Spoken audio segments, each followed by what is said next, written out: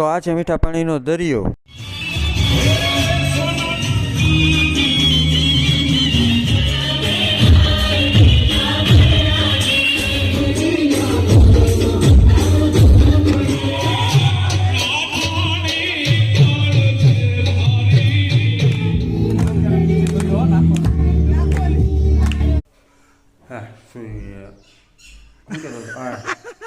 તો મિત્રો આજે છે ને આપણે વ્લોગ હિન્દીમાં બનાવવાના છે, કારણ કે તમે ગુજરાતી બધા આપણા જે જોવાવાળા છે ને એ કંઈ લાઈક કોમેન્ટ શેર સબસ્ક્રાઈબ જાજુ બધું કરતા નથી।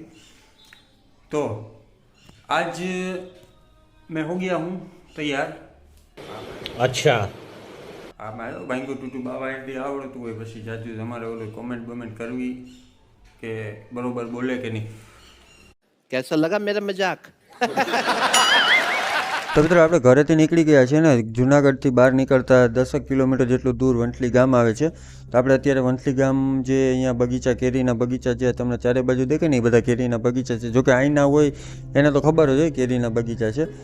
જે કેસર કેરીનું ઘણું બધું ઉત્પાદન થાય છે એ અહીંયાથી માર્કેટની અંદર વેચાવા જાય છે। તો ચાલો આપણે જઈએ આગળ અને જોઈએ જે આપણે મેં તમને વાત કરી મીઠા પાણીના દરિયો, અને મેન તો આપણે અત્યારે જવાના છીએ લગ્નની અંદર। તો ચાલો,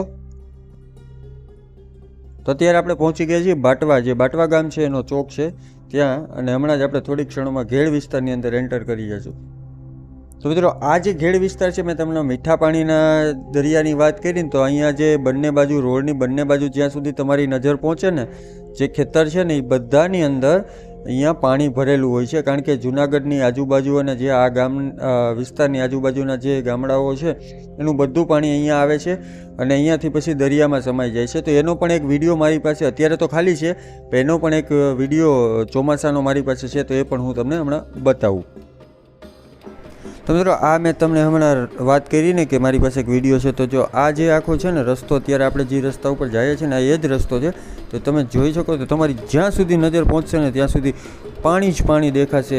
એટલે આ છે ને એક દરિયા જેવો માહોલ અહીંયા સર્જાઈ જાય છે। અને આ તો હજી રસ્તો અત્યારે અહીંયા દેખાય છે, પણ જ્યારે વધારે પાણી અને વરસાદ હોય છે ને ત્યારે રસ્તો પણ બંધ હોય છે અને રસ્તો પણ દેખાતો નથી। તો મિત્રો વિડીયો સારો લાગ્યો હોય તો વિડીયોને લાઈક કરી દેજો, કોમેન્ટ કરી દેજો, અને ચેનલની અંદર નવા હોય તો સબસ્ક્રાઈબ કરી દેજો। ચાલો આપણે જઈએ આપણા ઘરે ગામડે, અને પછી જઈએ સીધા આપણે લગ્નમાં।